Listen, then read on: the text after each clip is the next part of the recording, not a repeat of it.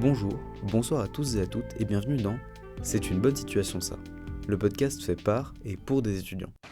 Immotez pas vous. C'est une bonne situation ça, Scribe. Knowledge is power.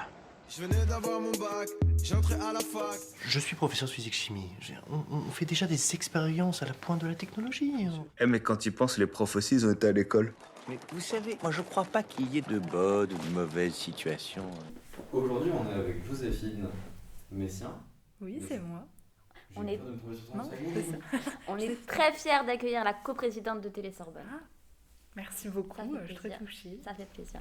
Mais du coup tu peux te présenter, donc j'allais dire nom, prénom, mais on l'a déjà. Je crois que j'ai déjà fait la même chose pour une publique. Oui, tu ne t'améliores pas? Alors du coup, je m'appelle Joséphine, on l'a déjà dit, pardon. J'ai 18 ans, je suis en LEMA, du coup, je suis en lettres édition médias audiovisuels à la Sorbonne Université. Je suis coprésidente de Télé-Sorbonne, comme Anaïs l'a dit.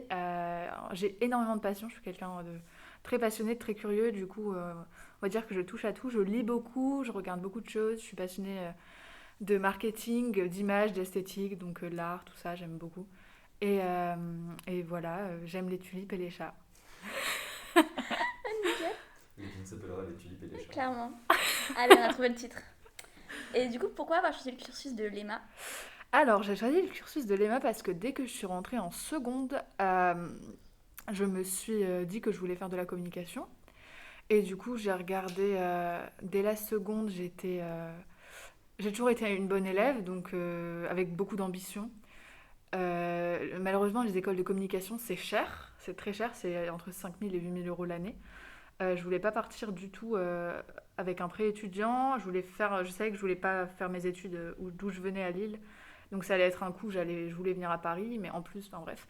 Donc j'ai cherché l'école de communication gratuite, qui est le CELSA, et qui est aussi la meilleure école de communication de France, d'Europe même, je pense qu'on peut dire. Et du coup, en tout cas, c'est le concours le plus difficile d'Europe, en tout ce qui est lettres, en fait, avec les chiffres, genre de personnes qui candidatent et de personnes prises. Et oui, c'est un délire. Et du coup, j'ai regardé comment on pouvait accéder à cette école. Donc on peut y rentrer après un bac plus 2. Donc le chemin classique, c'est la prépa. Ou du coup, il y a une passerelle avec Sorbonne Université. Quand on est dans une licence de Sorbonne Université, si on a plus de 12 de moyenne, on ne passe pas les écrits, on ne passe que l'oral. Du coup, comme j'ai plus de 12 de moyenne et je savais que j'allais assez travailler pour avoir plus de 12 de moyenne, j'ai choisi cette licence aussi parce que du coup je voulais pas partir en prépa, même si j'étais une bonne école, j'étais une bonne élève et que je savais, enfin genre j'étais prise dans des très très très bonnes prépas parisiennes et tout. Je voulais une vie en fait à Paris, je voulais pouvoir profiter de Paris, de la vie parisienne et de toutes les opportunités qu'on peut avoir ici en termes de conférences, d'expos, d'ouverture culturelle. Et du coup ta licence là, elle t'apporte quoi? Qu'est-ce que, sur le moment, est-ce que tu aurais des choses à dire sur ta licence? Qu'est-ce que t'apporte tout de suite, sans parler de la com après? Ok. Alors tout de suite, ma licence, elle m'apporte le fait que je sors constamment de ma zone de confort. Parce que moi, j'étais une personne, j'étais en ES, option internationale, donc j'avais quand même pas mal d'heures de littérature anglaise. Et c'est pour ça qu'en fait, je suis partie en lettres, parce que c'est du coup lettres, édition, médias audiovisuels, mais c'est surtout lettres et sur le côté les médias audiovisuels et édition. On a genre beaucoup d'heures de lettres, donc de littérature, de langue française, tout ça. Donc je pense que ça m'aide vraiment pas mal sur ma rédaction, sur mon emploi de la langue française, les erreurs que je peux faire. Moi j'adore les cours de grammaire, tout ça c'est super intéressant, les normes de l'Académie française, même si c'est un peu tous des boomers, c'est rigolo de voir tout ça. Ah non mais vraiment, ça va la Covid. Je pourrais pas dire mieux. Non mais vraiment ça, personne n'a compris. Donc je dirais ça, et donc voilà, comme j'ai dit, j'étais quelqu'un de très en mode économie, maths, sciences. Et en terminale, je me suis rendu compte que j'aimais bien la littérature. Et donc enfin je sais pas, j'ai fait un mouvement de zinzin, je me suis dit allez, je pars en lettres et tout. Au final, bon, je vais pas m'en cacher, je regrette un peu parce que les sciences me manquent beaucoup. J'aime bien les raisonnements logiques qui ont genre un résultat, genre il y a plein de chemins pour y arriver, mais il y a un résultat. Alors qu'au contraire, en lettres, j'ai l'impression qu'il y a un chemin, mais plein de possibilités différentes à la fin. et ça correspond pas trop à ma personnalité, et du coup je sors tout le temps de ma zone de confort. On est tous d'accord ici. Je crois. Ouais, On est tous passés moi, par les sciences avant moi, et je, on en ouais. lettres. Mais les sciences me manquent tellement que j'envisage de prendre une L1 l'année prochaine en sciences. Enfin, laisse Bah tomber. en vrai ouais, bah moi je donne des cours de maths du coup et Ouais. ça me rend genre heureusement que j'ai mes cours de Ouais, maths, tu vois, je sur le comprends. côté, même si c'est genre des maths collège, lycée, enfin genre ça me heureusement, tu vois. Je donne des cours de Ouais, maths aussi. du coup, tu travailles à côté de tes études. Ouais, bien sûr. Ouais, ouais. Du coup, bah, enfin, je fais du babysitting en fait, deux soirs par semaine. Mais en vrai, c'est hyper intense hein, parce que je garde quatre enfants, donc Ah oui. quatre enfants de 6 à 11 ans.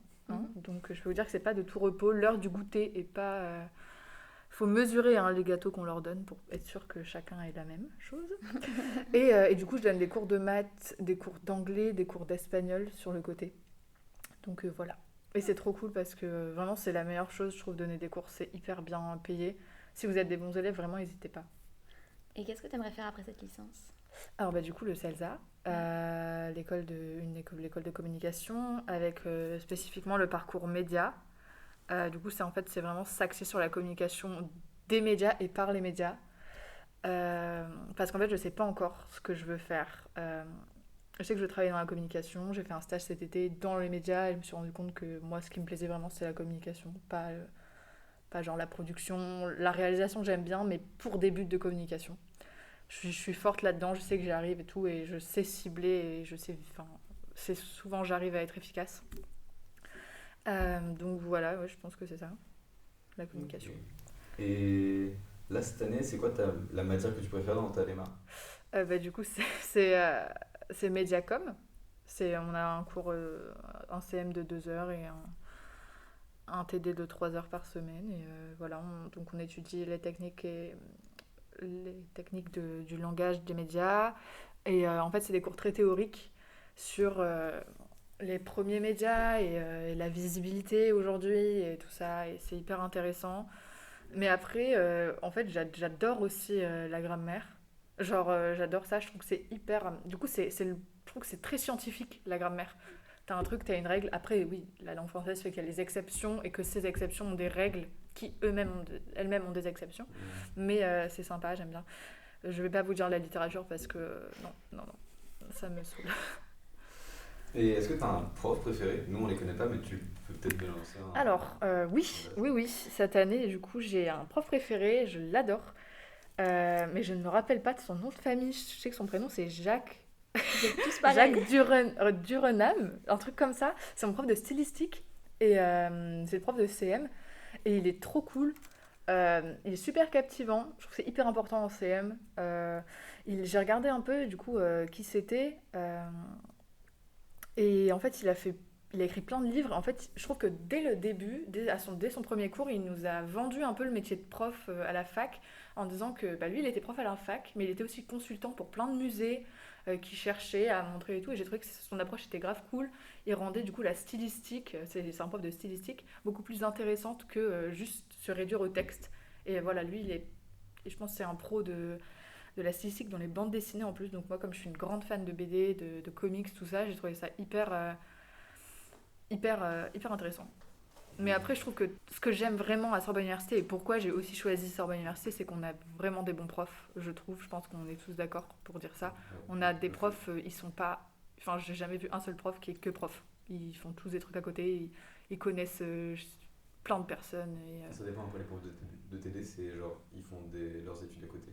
Mhm. Ah ouais, Oui, c'est un Enfin, doctorat. les profs de TD, il y en a Ouais, beaucoup, ok. c'est pour leurs études qu'ils sont profs de TD. mais je sais pas. Moi, j'en ai pas eu ça du coup. Ah ouais? Non, T'as pas j'ai- des petits jeunes Des jeunes ouais, qui ont 23, L'année 24 ans. dernière, j'en ai eu une, mais elle te ressemblait vachement d'ailleurs. Ce n'est pas moi. Elle était trop cool. Mais au final, je trouve qu'ils ont tous eu une ouverture d'esprit de ouf et j'aime trop nos Ah, profs. mais- Je trouve qu'on a on a des bons profs. Mais franchement, c'est trop bien. Je suis arrivé à la fac, j'ai eu le nom d'un prof, et vraiment, après, je suis allé à la Fnac, bah, il y avait son livre. Ouais, non, mais c'est un délire. Hein. C'est un délire.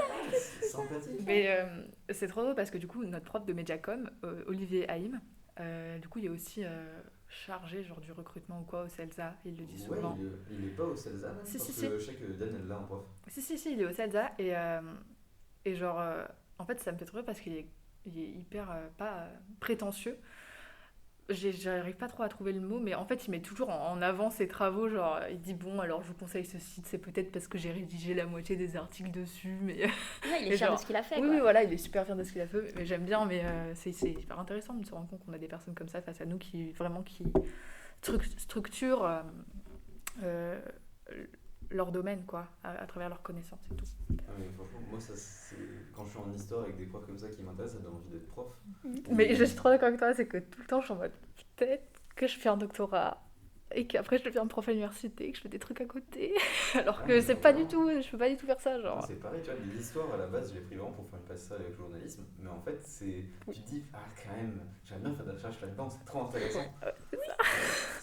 Pareil, enfin, quand le prof de l'année dernière de philo nous a expliqué, en option philo, nous a expliqué la précarité des profs à la fac, et genre, ça m'a donné un coup, tu vois, parce que moi, genre, je voulais pas, enfin, j'hésitais, là je veux plus du tout, mais ça a vraiment donné un coup parce que je me dis, mais il y a tellement de trucs qui m'intéressent, je voudrais avoir accès à la bibliothèque de 8h à 19h tous les jours de toute ma vie, tu vois, enfin, il y a un sujet, enfin, c'est... Ouais. C'est vrai qu'en plus, bah, c'est vrai que je veux devenir prof, mais à chaque fois, bam, la réalité de la Ouais, précarité voilà. des profs en France me rattrape, genre. Voilà, donc, on va pas faire ça. De fou. Moi, je crois pas que ça me bloquerait en fait. Ah ouais. Ah ouais. Bah moi clairement aussi, ouais. En vrai, j'aimerais trop, genre en mode faire mon travail et tout, genre en mode réussir à percer dans la com. Et plus tard, genre être intervenante dans les écoles de com ou genre à la fac. Enfin, bien sûr, je pense préférer gérer la fac et selon les opportunités que j'ai, mais en mode. Voilà, je pense que j'ai ce besoin aussi de transmettre, pas le savoir, mais oui, le. Genre. Pas, je pense que j'aime la pédagogie, tout Ouais, ça. Donc, j'adore aussi. Vraiment, au lycée, j'étais refait parce que j'avais fait un exposé où je faisais un exposé sur le circuit du bonheur, en fait, la chimie de l'amour, on va dire, entre gros guillemets. Et la prof avait tellement kiffé mon exposé qu'elle m'avait donné une partie de son cours à faire. Genre, elle m'a dit, bah, Ah tiens, oui, tu oui. prépares une partie du cours, genre je te donne 30 minutes et c'est toi qui fais le cours. mhm. Et j'ai kiffé, c'était trop bien. Non, mais Je moi, vois, mais à fond de- à chaque fois, genre, quand je revois en mode que mes petits élèves de maths, ils ont genre un DS et tout, et que la semaine d'après, ils sont en mode ah, j'ai eu 14 et tout, alors que j'ai 4 de moyenne. Genre, je suis tellement fière et je suis trop contente et tout. Et genre, en plus, les maths, c'est vraiment genre le pire. Genre, anglais-espagnol, franchement, c'est simple d'apprendre l'anglais-espagnol, Oui. tu vois. Mais les maths, je pense que c'est genre selon la structure de Non, tes ton pensées et cerveau, tout. Et oui. genre, il y a des gens, vraiment, c'est pas possible, tu vois. Ça Donc, assimile une vraie logique et c'est vraiment. ouais. Mhm. Et du coup, bah, pour les gens qui n'arrivent pas à assimiler cette logique, j'ai créé plein de petits subterfuges et tout, et ils y arrivent bien. Voilà. Du coup, je trouve ça hyper, en plus, gratifiant. Oui. Comment tu vois le fait d'être étudiant en France aujourd'hui en 2020? T'en penses quoi de ta fac? Ton Alors, école, du coup, être ta étudiant fac? en France aujourd'hui, c'est hyper large, mais du coup, avec mon point de vue d'étudiant à la fac, Ouais, du coup, enfin, pas- surtout pour ton point de vue. Pas Oui, pour c'est moi ça, qui c'est- dirais, mais- ok, alors moi j'aime trop. En fait, bon après c'est vrai qu'on est, enfin je trouve en France on est quand même hyper bien accompagné. Genre on se plaint et tout, mais en plus là cette année, enfin économiquement je trouve on est bien accompagné, tu vois. Je sais qu'il y a des gens qui bénéficient pas de la bourse et tout à cause des revenus de leurs parents. Et ça, voilà, il y a un souci avec les échelons, tout ça. Moi, je bénéficie de la bourse, je bénéficie des APL. Je suis à Paris où il y a énormément d'opportunités professionnelles pour les étudiants, donc c'est pas hyper compliqué de trouver un travail, je trouve. Après, je sais que je suis privilégiée et je suis blanche et tout, donc ce sera toujours plus simple pour moi. Mais je trouve qu'il y a quand même une grande offre d'emploi. Après, à la fac, en étant à Sorbonne Université, on a une ouverture culturelle qui est ouf. Je sais qu'il y a plein d'étudiants qui ghostent un peu, voilà, genre qui sont que dans les études et tout, qui rien de pas, mais dès qu'on ouvre genre les petits guides de culture de Sorbonne Université, on se rend compte qu'on a genre plein de théâtres gratuits, on a, enfin, genre qui nous ont des partenariats grave cool avec des cinémas ou quoi, et donc ça c'est chouette aussi. Et en fait, bah, du coup, moi j'aime beaucoup le milieu associatif et j'aime beaucoup le milieu associatif étudiant parce qu'on se forme grâce à ça. Après, je sais pas trop ce que je pourrais rajouter. En vrai, moi j'aime être étudiante. Si je pouvais étudier toute ma vie, juste apprendre toute ma vie, je le ferais. Moi, à un moment, il faut quand même se mettre dans la vie active. Mais en fait, voilà, j'aime le fait qu'en France, en étant à la fac, on puisse faire plein de choses à côté. Et c'est pour ça que j'ai choisi la fac, c'est pour ça que j'ai choisi de venir à Paris. Et j'aime aussi l'autonomie que ça nous apprend, la responsabilité qu'on a dès qu'on rentre à la fac. On se rend compte que bah voilà, on est là, on est tout seul. Ça peut faire peur, hein, vraiment, mais il faut apprendre à se faire confiance, il faut croire en soi et il faut être consciencieux en fait de ses actes. J'aime bien, on dirait qu'on te fait un pré-TEDx. La scène est là-bas. Envisages-tu de partir à l'étranger pour continuer tes études ou Alors pour, totalement. Alors en fait, si je suis pas prise au CELSA, du coup, hein, ce qui est une éventualité qui est très probable, je pars du coup j'aimerais partir l'année prochaine du coup en Erasmus. J'aimerais partir l'année prochaine en Erasmus à Athènes parce que du coup l'année dernière j'ai dû apprendre le grec moderne. Euh, ça a été très drôle. Je l'ai fait en un semestre grâce au confinement. Enfin non, cette année du coup, pas l'année dernière. Mais et du coup voilà, je parle grec moderne et c'est vraiment genre ce qui m'a motivée. Je me suis dit comme ça, tu pars à Athènes en L3 en Erasmus. Voilà. Donc j'aimerais vraiment partir en Erasmus, ouais. Et tu y es déjà allé? Jamais. Jamais? Je sais pas du tout Trop pourquoi, mais je me dis que ça a l'air sympa. J'ai trop hâte de manger du tzatziki. Je te jure, genre je me dis, vraiment les clichés. Mais je me dis, c'est bon, genre, il peut m'arriver plein de choses. Il y a du tzatziki. C'est vrai que c'est ce qui fonde le bien-être de l'être humain. C'est le tzatziki et après...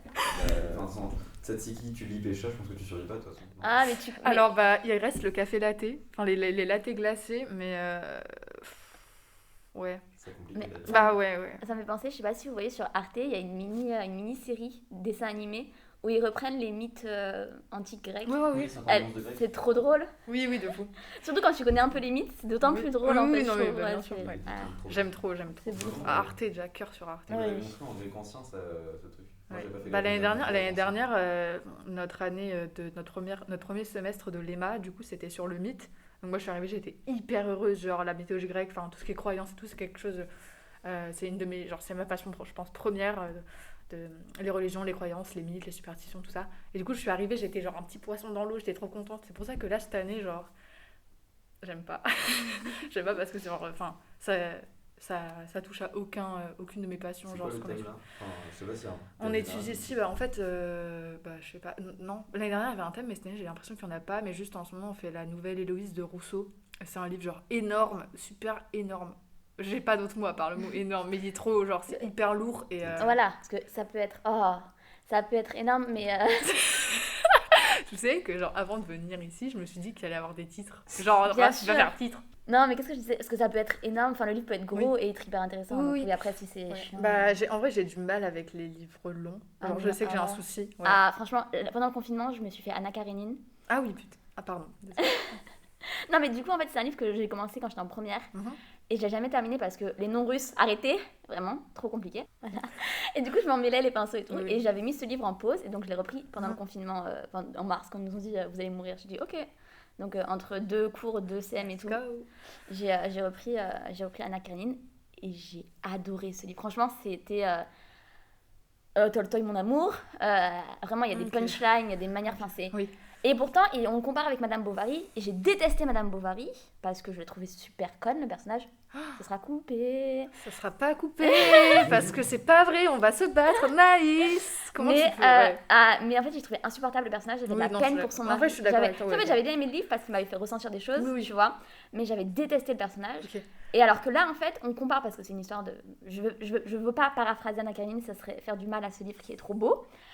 Mais si tu veux... Non, en vrai, je La l'ai porte est là-bas. jamais lu. La Je ne porte. l'ai jamais lu, mais c'est un monument, genre en mode. Enfin, c'est un Ouais. classique, tu vois. Et en fait, si tu veux, on compare parce que c'est une histoire de, comment dire, de femmes qui trompent leur mari, mais c'est tellement être méchant de limiter le livre à ça, et c'est tellement c'est ridicule de dire ça. Mais je trouve que la description des sentiments et le cheminement est beaucoup plus fin, beaucoup plus... Tu te dis, bah oui, normal qu'elle trompe son mari. Enfin, moi aussi, je l'aurais trompé, toi Oui. aussi, tu l'aurais trompé, tout le monde, tu vois. Ok, ça remet en question l'esprit. tu vois. Enfin, je trouve que c'est genre, je sais pas, moi, Anaïs 2020 qui veut dire Flaubert écrit mal, tu vois. C'est très bien écrit, hein, Madame Bovary. Oui, Mais c'est ça. je sais pas, dans Anna Karenine, en plus, il y a beaucoup plus de personnages dans Anna Karenine, et en fait, tu balayes une palette Ouais, de trucs ok. qui est. En vrai, c'est vrai que Madame Bovary, il y a beaucoup de personnes qui ne le finissent pas.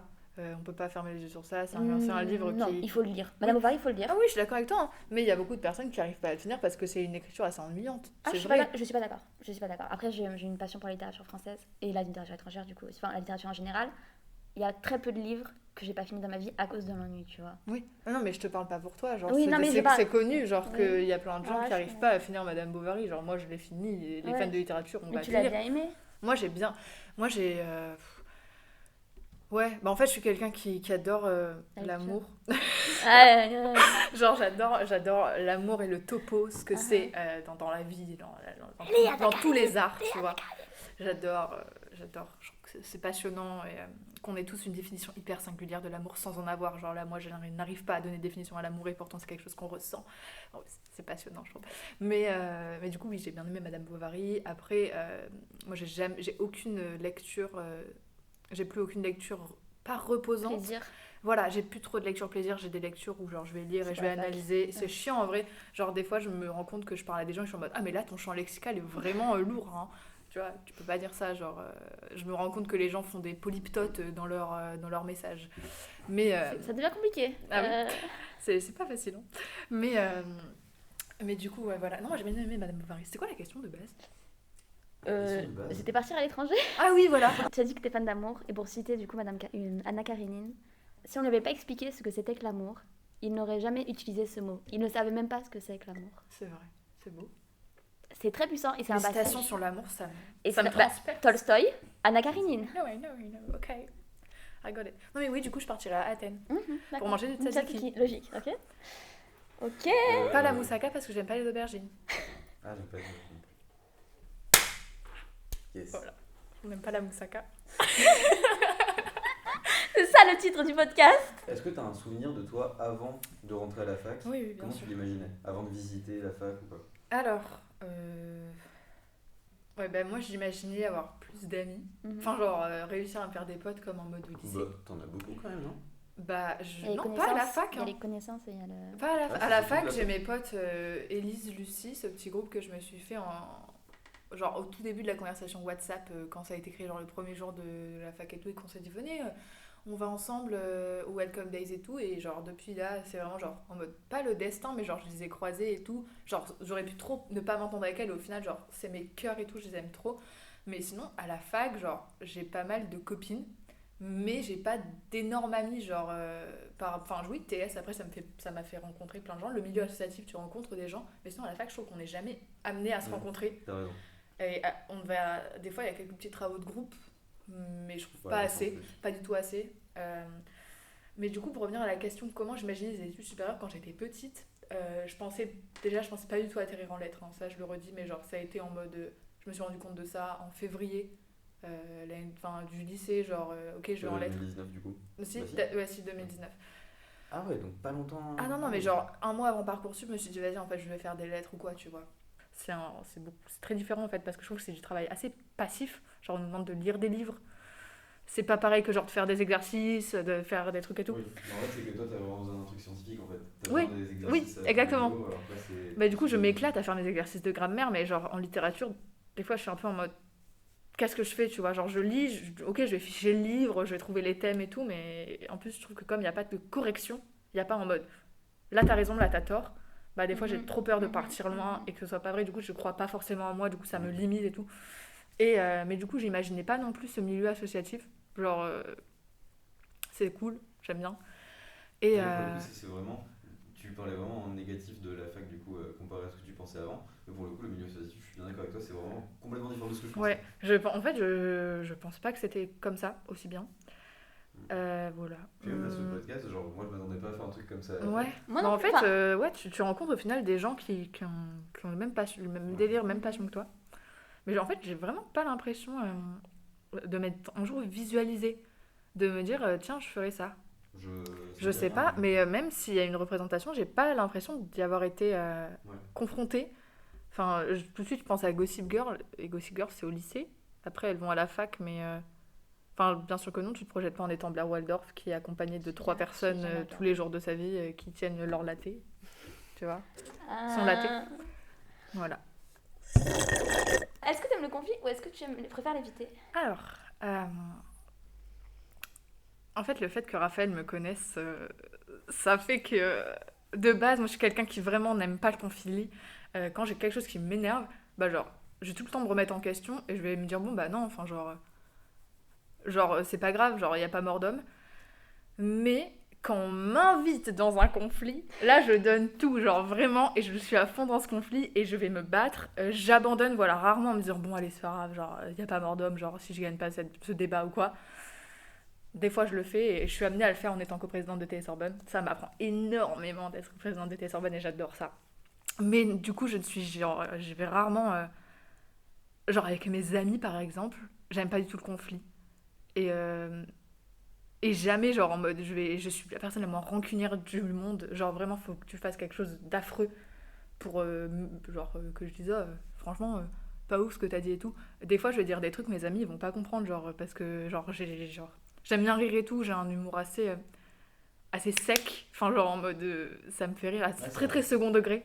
Et, genre, bah, des fois, je sais qu'avec Raph, on a pu, genre, en mode, avoir des incompréhensions, en mode, moi, je lui ai dit, bah, t'es sérieux, t'as fait ça et tout? Alors que moi, juste, c'était pour rire, et genre, Raph, il m'envoyait des pavés énormes pour s'excuser, alors que j'étais en mode, non mais je rigolais, hein. Genre c'est bon, tu vois, genre le fait que tu dises tout le temps que je suis de droite, c'est pas grave. Mais faut arrêter de dire que je suis de droite. J'aime pas ça vraiment parce que Mais genre je sais c'est une que- image que j'essaie de... Par contre, j'ai découvert un compte féministe de droite là aujourd'hui, j'étais vraiment. Bah C'était féministe identitaire. non mais Bah, tu vois ça, qui je c'est me Marguerite Stern du coup. Ouais. En fait C'est c'est la l'inventeuse des collages. C'est une terre. Mais elle est totalement... Enfin, genre, c'est affreux, genre, elle est transphobe, Oui, elle est... En fait, c'est une white féministe. Et c'est affreux parce que, du coup, on prend son modèle, on l'a dérivé pour que ce soit, du coup, hyper inclusif et tout. Mais, Il y a un très bon podcast qui interviewe cette femme-là. C'est un podcast d'Anouk Perry. Et après, en fait, elle a eu une réponse d'un auditeur qui était trans et qui, du coup, lui a dit... ça va un peu chaud d'interviewer une transphobe. Et donc l'auditeur répond. Et je trouve ça hyper pertinent d'écouter les deux podcasts. De toute façon, les liens seront dans la description. Mais Ok. allez l'écouter. Oui, du coup, je me rappelle aussi l'année dernière, Débattre en Sorbonne avait fait une super... Enfin, c'était hyper intéressant. Enfin, c'était incroyable qu'ils aient réussi à l'avoir avec la chef des Femen, qui s'appelle Ina quelque chose. C'était incroyable d'être face à quand même la chef des Femen. Mais quand même... c'est pas ouf quand genre elle te dit le port du voile c'est une soumission et il faut libérer les femmes, tu vois, genre. En tant que gauchiste, vous allez... Oui, Oui, voilà, donc vraiment quand tu dis que je suis de droite, bah je me sens comme ça. ouais, alors déjà, c'est pas grave d'être de droite. Mais en fait, moi je trouve vraiment que j'ai même des potes de droite Oui. à la fac et en soi, bah, je m'en fous parce que les gens sont pas définis par la partie Oui, non, pas politique. du tout. Ouais. Mais en plus, c'est hyper, je trouve, limité de dire gauche-droite. Mais Genre, moi, j'ai des... Bah oui, du coup, je suis d'accord, je suis de gauche, mais j'ai des petites idées de droite et tout. Mais comme tout le monde. Je pense pas, je ne crois pas au communisme. Je crois fort au droit de propriété. Je pense pas que ce soit quelque chose qui est possible, même dans le monde d'avant et dans notre monde actuel, de pas posséder des choses. Mais du coup, si on en revient au sujet de base, le conflit, je l'évite pas du tout. Genre, si il y a quelque chose qui vraiment me va pas et tout, bah ça va se ressentir dans mon attitude, donc je préfère que ça soit réglé. Mais je vais pas non plus... Enfin, genre, je vais jamais... Franchement, je suis quelqu'un qui passe hyper facilement au-dessus des trucs, genre... Et je pense que j'ai un souci de communication et je vais plutôt avoir tendance à être silencieuse si quelque chose m'énerve, parce que je sais que genre en 2-3 jours, ce sera passé, plutôt que d'aller voir direct la personne en mode « Ouais, t'as fait ça, ça me plaît pas et tout, c'est trop méchant. » Après, c'est peut-être une erreur et tout, mais je vis bien comme ça. Donc ça me dérange pas. Mais voilà, sinon, je suis à fond dans... Dès qu'il y a un conflit, je suis à fond dedans. Enfin, dès qu'on m'invite dans un conflit, dès qu'on me demande mon avis, je vais tout faire pour Ouais, que je pense mon que- avis... L'autre jour, j'aurais aimé à la fac, il y a un gars qui est venu chercher, on était avec Diane et Flavia, il est venu nous chercher et il nous fait vous êtes chaud pour un débat sur OnlyFans? Parce que je suis contre. Mais en soi, chacun a son avis, hein. C'est juste, vraiment, je me dis, là, toi qui dis que t'aimes t'investir dans un truc, je suis sûr que t'aurais kiffé. En parlant du conflit, est-ce qu'il y a des trucs qui t'insupportent? Oula, je suis quelqu'un qui dit souvent j'en ai marre, ça me saoule. Ça te saoule de dire que t'en as marre? Ouais, je crois. J'en ai marre, pardon. Non mais je suis friand de ça. C'est une des raisons pour laquelle il va mourir avec Clignancourt et personne ne saura. C'est parce que je l'ai poussé dans les escaliers. Non, du coup, qu'est-ce qui m'insupporte? J'hésite entre la recherche constante de l'objectivité, ça me gave. Genre, il y a un moment, il faut accepter qu'on est tous humains, qu'on a tous notre personnalité, qu'on a tous notre point de vue, et la recherche de l'objectivité, même un fait brut n'est pas objectif, parce que s'il a été observé, c'est parce qu'on le regardait d'un certain point de vue. Après, il y a plein de philosophes qui ne seraient pas d'accord avec moi. En science, on estime que la mesure change l'expérience. Hein. Ouais. Donc voilà. Mais il y a aussi... alors, moi, je suis quelqu'un qui est fort dans le fond et pas dans la forme. J'aime quand les choses sont faites et la susceptibilité des gens, la fausse politesse, penser à tout le monde, c'est pas quelque chose que je fais direct, enfin genre en mode... Ouais, la fausse politesse et la susceptibilité de certaines personnes à penser... à prendre les choses trop personnellement dans le sens où J'avais pas pensé à ce terme de fausse politesse, c'est hyper bien. oui, en fait moi je trouve que c'est de la fausse politesse. En fait c'est affreux parce qu'il faut qu'on soit poli dans la vie, il faut penser aux gens.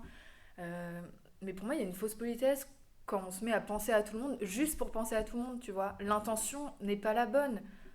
Et des fois moi je pense que les gens n'ont pas besoin d'être inclus dans tout. Du coup voilà, on a un peu dérivé. Mais Non, c'est très je pense que c'est ça ouais, c'est quelque chose qui me saoule vachement, que pas penser à tout le monde, j'arrive pas à bien l'exprimer. Et bien sûr que oui, il faut penser à tout le monde, faut penser, on est un monde entier, on est une grande société, mais pourtant on est une société individualiste en ce moment. Non, pas, je pense pas que de penser à tout le monde, c'est de devoir inclure des gens dans des projets qui doivent. Voilà, qui ne les concernent pas forcément, donc...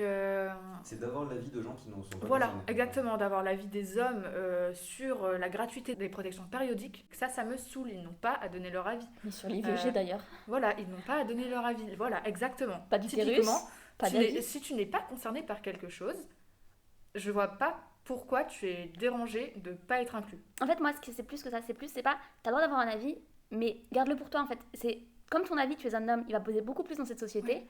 Et tu le sais que ton avis va passer au-delà de ceux qui sont concernés et qui pourraient être impactés par ce que tu dis. Bah, en fait, ton avis, il est bien, on peut l'entendre, mais pas dans un débat qui va concerner des choses réelles où il y aura des changements profonds qui peuvent impacter des dizaines de milliers de personnes, en fait. Ouais. Moi, c'est vraiment ça. Je suis d'accord pour les hommes aient un avis sur ce qu'ils veulent, hein, je m'en fiche. Oui. Mais votre avis ne doit pas impacter la vie des gens. Bah, tout en fait, juste, c'est ça. Enfin, ouais. Je sais pas, ça me découpe. Des fois, du coup, ouais, ça m'énerve que tout le monde ait besoin de donner son avis sur des choses qui ne les concernent pas. Et surtout quand ça, du coup, ça invisibilise des voix ou que ça décrédibilise des discours et tout ça. Et ça arrive beaucoup dans ma vie.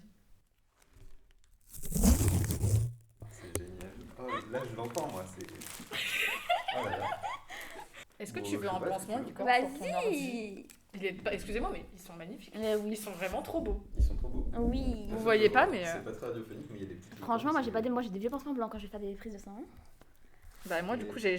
En fait, je sais pas, vous savez pas à quel point genre j'aime La déco. stylé des doigts de pied aux cheveux. Je rigole. Ok. Alors, on va faire un jeu qu'on a pompé sur Combini. Il faut, parce qu'historien, étudiant en histoire, on cite les sources. Ouais.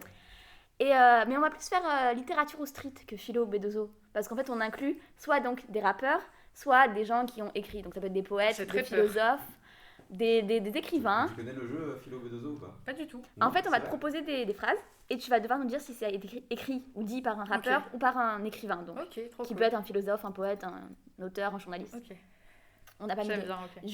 on aura même des magistrats, des trucs comme ça. Ah ouais? Oui. Ok. J'écoute un podcast. Bref. Je commence. Vas-y. Il ne faut jamais faire de mal à personne, à moins de lui retirer entièrement le pouvoir de se venger. Rap.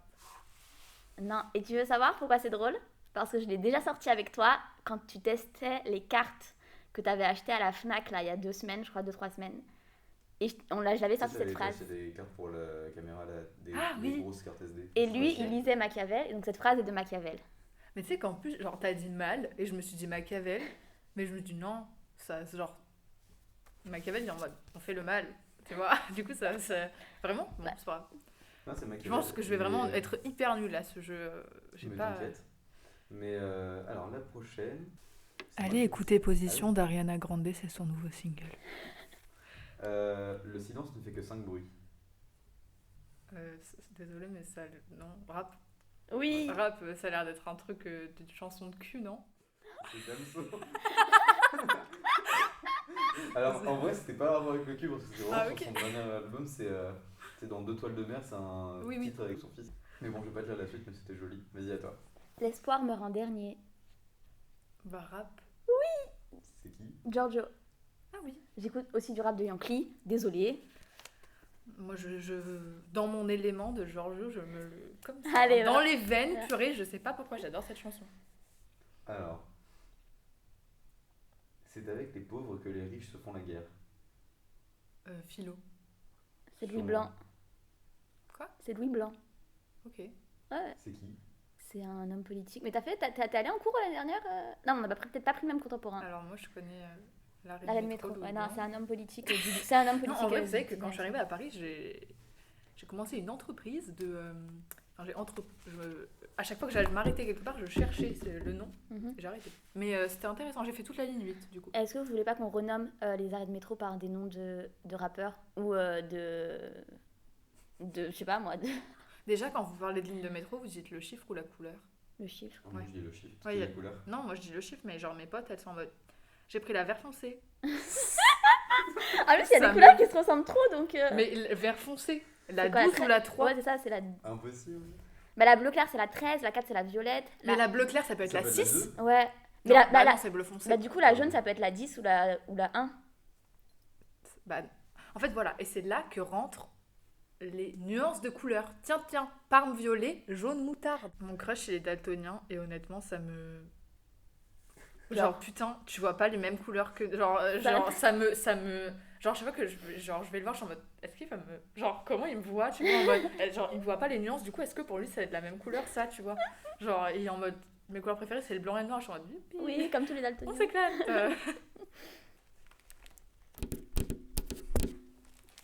C'est génial. Vous avez vu mon. Et je suis créative quand même. Ouais, franchement. C'est quoi le réseau social que tu préfères? On l'a déjà un peu abordé, je crois. Bah, c'est Twitter ou LinkedIn, du coup. En fait, Twitter, je trouve que bah, les personnes qui me connaissent savent que j'ai pas une utilisation très consciencieuse et sérieuse de Twitter. Je parle trop, mais j'aime bien vraiment. Genre, je me sens hyper moi-même sur Twitter et c'est hyper bénéfique pour moi. Genre, vraiment, maintenant, je fais plus attention à ce que je dis. Mais non, je passe en privé. j'aime bien. Et je suis passée en privé. J'aime bien. Genre, vraiment, avant, j'ai commencé du coup sur Twitter quand j'avais 11 ans. Non, ouais, très tôt, je suis allée sur Twitter. Parce que du coup, moi, j'étais dans la vie de Stan, on va dire, sans Twitter. Donc, je regardais énormément de séries, je stannais plein d'artistes, tout ça. Après, j'ai découvert que du coup, les artistes, ils répondaient sur Twitter, genre, tu pouvais un peu leur parler. Donc, j'ai vraiment fait ce compte pour ça. Et donc, avant, j'avais un gros compte Twitter, j'avais genre 5K. C'était trop cool. Pendant les élections présidentielles, j'ai tweeté sur Macron des choses qui étaient peut-être pas très politiquement correctes. Du coup, je me suis fait ban. Donc, j'étais vraiment. Mais si, j'avais 5K quand même. Hein. Attends, t'as tweeté quoi sur Macron? J'avais tweeté genre un truc nul, genre en mode. T'avais insulté le. Ouais, voilà, j'avais insulté Macron en mode. Attends, mais tu l'as insulté, tu te fais ban, et il y a Ouais. des gens qui disent les pires erreurs, ils Ah sont oui, pas- bah non, mais C'est c'est quoi, gros. ça? En fait, Twitter, genre, faut que quelqu'un signale ton tweet. Si Ouais. c'est pas signalé, genre, ils vont jamais. Maintenant, c'est encore pire. Enfin, genre, si tu tweets sur le suicide ou quoi, tu te fais hyper vite ban. Genre. Ok, je sais pas. Et ils t'envoient des messages en mode si tu as besoin d'aide et tout. C'est pas mal, tu vois, mais bon. Voilà, du coup, je dirais Twitter parce que je suis hyper à l'aise avec ce réseau social. Et je trouve que c'est vraiment là où naît l'information. Il faut faire très attention aux fake news, évidemment. Mais en fait, je trouve que l'échange est grave cool. Et du coup, maintenant, voilà. Donc après, je me suis refait un compte. J'avais 500 abonnés et tout, mais bon. Genre. Et là, du coup, je me suis refait un compte beaucoup plus petit. J'ai supprimé mon ancien. Azap Tulip, et oui. Et j'ai supprimé mon ancien et je suis trop contente. Je dois avoir 100 abonnés, c'est que des gens que je connais un peu quand même. Et je suis beaucoup plus à l'aise en fait. LinkedIn, c'est trop bien. Pas du tout pour trouver un travail. Enfin, moi, je l'ai jamais utilisé comme ça et tout. Juste, c'est trop bien parce que tu vois la créativité. Je trouve que c'est un réseau hyper créatif. Pas du tout, parce que pour moi, c'était vraiment un réseau de. Genre, boomers. pour Tout ce toi, que je pour vois, toi, c'est des vraiment en vidéos mode, de ouais, boomers. pour toi, c'est vraiment en mode les gens qui courent dans Paris et qui notent alternance avec leurs courses. T'as jamais vu ça? Non. Même pas, moi je vois juste les stories de boomers, genre ils ont mis les stories et Ah ouais, des non, trucs de patrons. bah, il y a qui- des gens, ouais, il y a des patrons qui ont LinkedIn et genre qui sont en mode 10h30 réunion. Mais moi, je suis pas du tout ça en fait. Sur LinkedIn, c'est tellement travaillé, du coup, comme c'est un réseau professionnel, que tous les posts, je trouve, que je suis en tout cas, sont qualitatifs et genre vraiment t'apportes quelque chose et tout. Et dans le monde professionnel, surtout dans le monde du coup du marketing et de la communication, on est obligé de faire une veille constante de tout ce qui se passe en fait. Et LinkedIn, c'est la meilleure chose pour ça. Voilà. Je dirais. pas du tout. Et l'échange est grave cool et je trouve que les gens sont plutôt bienveillants. Genre, ok, c'est hyper dur pour trouver un stage. Il y a des gens sur LinkedIn qui le font en plus très mal. Après 18 entretiens qui ne se sont pas bien passés, bah déjà si tu dis ça, ça donne pas envie aux gens de te rencontrer, tu vois.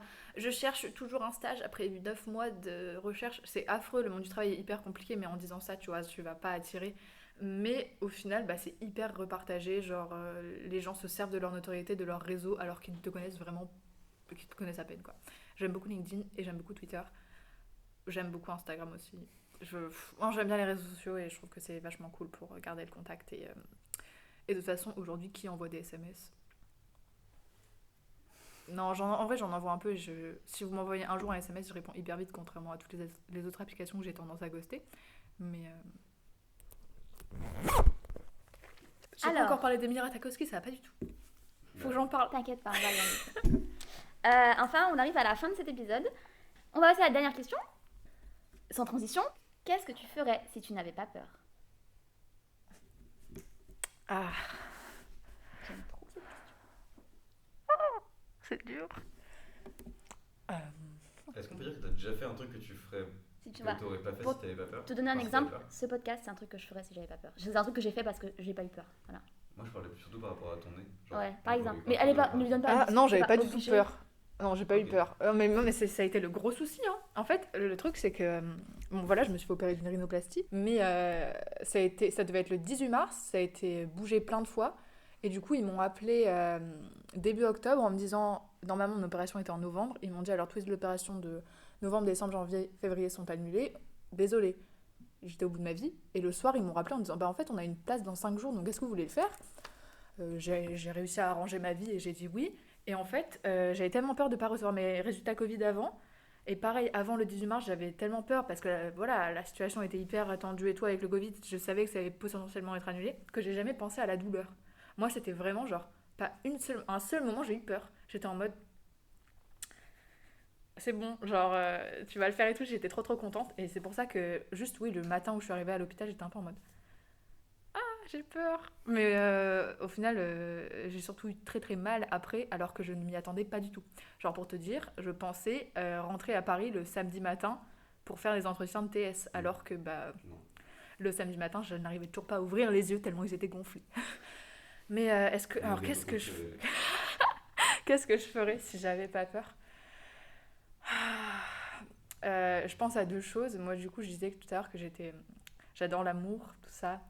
Mais c'est quelque chose dont j'ai très peur, d'être blessée, tout ça. Donc je me censure beaucoup, mais je refoule énormément mes émotions et ce que je ressens par rapport à l'amour. Et du coup, je n'y vais pas, genre je me lance dans aucune relation amoureuse parce que c'est très compliqué pour moi. Mais surtout quelque chose, pas que je regrette, mais j'ai peur quand même de pas réussir à atteindre mes ambitions. Euh, Syndrome de l'imposteur de malade, hein. Moi, ma famille croit fort en moi, mes amis, mon entourage croit fort en moi, ils sont toujours en mode waouh, c'est incroyable ce que tu fais, Joséphine et tout, et moi je suis en mode bah, genre je fais rien de plus que vous, même j'ai l'impression de faire moins. Du coup, j'ai toujours l'impression que les gens me voient directrice de communication de je sais pas où, de genre de Netflix ou des bails dans le genre, alors que j'ai peut-être même pas cette ambition. Donc, non, bref, je sais plus, je m'égare. Mais non, voilà, du coup, moi, quand j'étais au lycée, en terminale, j'étais vraiment extrêmement passionnée d'économie. Et du coup, j'ai regardé un peu tous les métiers qu'on pouvait faire dans l'économie. Et le métier qui m'intéressait du coup beaucoup, c'était en théorie, du coup, être économiste. Et j'ai parlé à ma prof du coup de SES de l'époque. Et elle m'a mis face à une réalité, la réalité des femmes dans le milieu de l'économie. Et du coup, j'ai renoncé à ça parce que j'avais pas du tout envie de me battre. Je me suis dit, bon, je veux faire plein de choses dans ma vie. Il faut savoir que j'ai genre 2 copies doubles de tous les métiers que je voudrais faire. C'est pas grave, tu mets ça de côté et tout. Donc j'aurais aimé ne pas. En fait, je sais pas si j'aurais aimé parce que au final, peut-être que j'aurais pas trouvé de travail et que j'aurais jamais été assez bien, même si je suis une femme blanche, pour trouver un truc, pour vraiment être économiste. En plus, être économiste, c'est hyper flou. C'est comme être historienne, genre tu travailles pour qui, tu travailles pour quoi, qu'est-ce que tu fais, t'es prof, bref.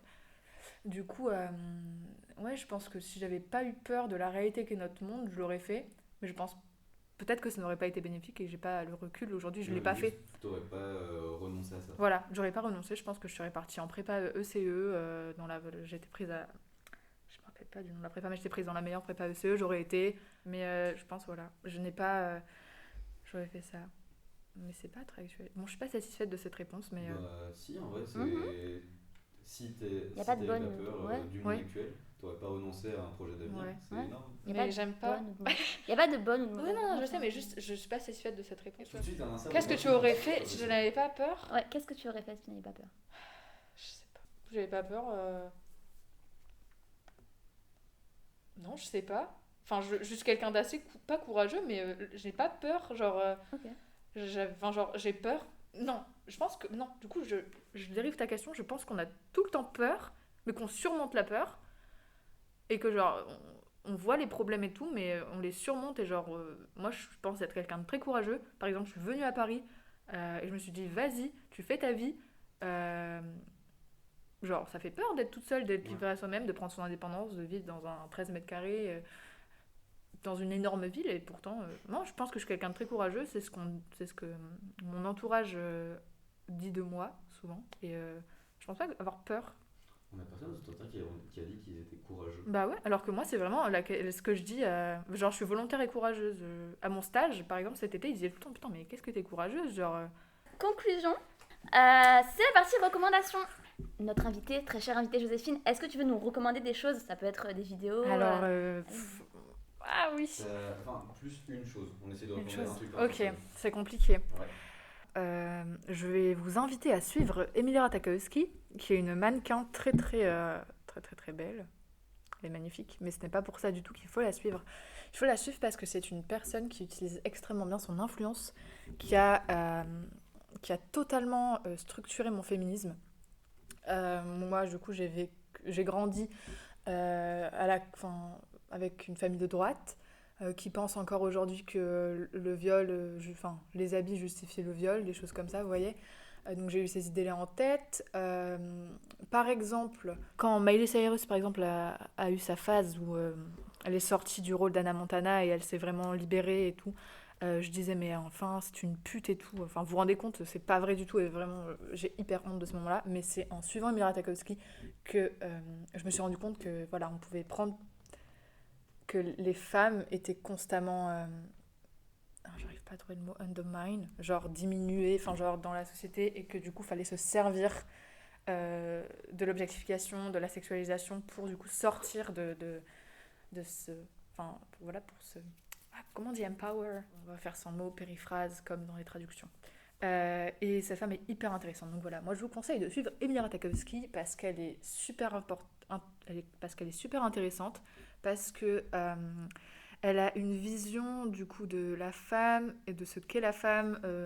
Elle a sorti récemment un essai sur le fait d'être mannequin et à quel point quand tu es mannequin, tu es propriétaire de ton image. Et en fait, elle explique que du coup tu ne l'es pas et que du moment où tu arrives, du moment où tu es une personne publique, tu perds totalement la propriété de ton image et tout. Et même s'il y a des lois pour tout ça, que c'est très compliqué. Elle fait beaucoup d'essais féministes. Elle a des recommandations culturelles trop cool. Vraiment, elle partage tout le temps des livres. Et c'est pour ça que je vous invite à la suivre parce qu'il y a beaucoup de personnes du coup qui se limitent qu'à sa plastique. On est d'accord, elle est magnifique. Hein, on va pas se voiler la face. Mais elle est aussi très intéressante. Et voilà, et je trouve que c'est trop cool de la suivre. Parce qu'en plus... elle parle tout le temps de son privilège blanc, elle parle tout le temps de son privilège, genre d'être où elle est, et grâce à ses parents et tout. Et c'est une personne qui est hyper intéressante aussi culturellement et artistiquement. Genre ses parents sont tous les deux, son père est peintre, sculpteur et tout. Du coup, elle parle beaucoup de ça. Et, en fait, c'est vraiment quelqu'un qui m'a appris beaucoup dans ma manière de penser. Je lui dois beaucoup, c'est bizarre de dire ça, mais voilà. Je trouve que genre, même si elle était pas du tout ce qu'elle est... physiquement, je la suivrai quand même. Et bizarrement, je me sens proche d'elle alors que... Enfin, pas du tout, tu vois. Mais... bref, je l'aime trop. Et je sais qu'elle est sûrement peut-être pas comme... elle est peut-être pas l'image qu'elle renvoie. Mais en tout cas, j'aime beaucoup la suivre. Voilà. Ok. Bah, on va se sentir bien nul après avec nos recommandations, nous. Non. Ah, désolé. Non, t'inquiète, mais non, mais t'excuses pas d'avoir. En fait, j'avais pas de recommandation en mode un film ou quoi. Si, Mais tu peux recommander ce que tu veux. évidemment, je vous recommande YouTube, un livre, d'aller écouter le nouveau titre d'Ariana Grande, Positions, parce qu'il vient de sortir ce matin et que je l'ai écouté en boucle de 7h30 à 8h30. Mais c'est peut-être pas la meilleure musique qui existe sur Terre. Moi, je vais la recommander un freestyle du coup. Non, mais en fait, il y a un nouveau feat avec Alpha One qui est sorti. Je sais pas Ok. si t'écoutes un peu. Ouais, Mais il est sorti Coréen Freestyle avec KSA ou KSA, je sais pas comment ça se prononce. Mais bien sympa. Et j'ai pas grand chose de plus à dire, juste j'écoute ça pas mal en boucle avec But en Or de KHM Nelly Damso. Ok. Je me sens bien nul là. Mais pourquoi? Ouais, t'as fait une recommandation culturelle de fou. T'as fait vraiment un long exposé sur pourquoi Émir de Ah non, mais là, je pourrais faire un TED Talk sur cette meuf. Vraiment, genre, elle mérite trop et ça me saoule qu'elle soit toujours rabaissée à genre son image, alors que, genre, quand je dis, je suis fan d'Emira Tarkowski, les gens pensent juste que, genre, je suis fan des photos qu'elle poste, mais pas du tout. Genre, c'est beaucoup plus profond. Elle est profonde comme meuf, elle est hyper intéressante. Allez la suivre. Titre. En vrai, j'y ai pensé, quand j'ai dit elle est profonde, genre. J'allais dire, Pas je me suis dit, ça va pas avec le propos du coup. Mais vas-y. Du coup, moi, je sais pas, je tiens à vous recommander un podcast à chaque fois. Peut-être que je changerai à l'avenir. Mais là, je vais vous recommander un podcast Vlan de Grégory Pouy. C'est un podcast sur la communication, le merchandising, le marketing à l'ère du numérique. Donc, en fait, il va interviewer des spécialistes de la question. Je note, du coup. Il va interviewer les spécialistes de la question et ils vont en fait parler d'un sujet sur comment telle ou telle marque, souvent c'est des community managers ou des responsables de marque ou qui ont des professeurs ou des gens qui ont lancé des applis ou quoi. Et donc il va discuter avec eux de comment faire en fait pour s'adapter aux nouvelles technologies et au monde dans lequel on vit. Super intéressant. Oui, c'est vraiment très très bien. Il y a beaucoup d'épisodes et les invités sont à chaque fois. Enfin, c'est vraiment, ça couvre un panel de sujets très large aussi malgré le peu que, enfin, je limite ça au marketing et au commercial, mais voilà. Je viens de suivre sur du coup Spotify et je vois que genre le premier épisode c'est, enfin genre le premier épisode qui apparaît c'est sur l'astrologie. Du coup j'adore. Ok. Voilà. De toute façon tous les liens de ce qu'on a recommandé dans cet épisode seront dans la barre d'infos, la page de l'épisode. Vous savez, voilà. Bisous Raphaël et Anaïs, vous êtes trop cool. Vive les tulipes, les chats. Et pas la moussaka. On vous remercie d'avoir écouté cet épisode. Vous aurez tous les liens de ce qui a été abordé dans la barre d'infos ou sur la page du podcast. Ce podcast est rendu possible grâce à la contribution de la Maison des Initiatives Étudiantes, du soutien de la mairie de Paris et de la faculté de la Sorbonne. Merci. Est-ce que tu trouves pas qu'il ressemble à une maman kangourou avec sa salopette? Avec sa petite poche? J'aime la salopette de Raph. Mais non mais c'est pas... Non, mais Eh En fait, je peux mettre des trucs dedans, donc du coup, elle a dit que j'ai une poche de maman kangourou. Ok, ouais. Logique.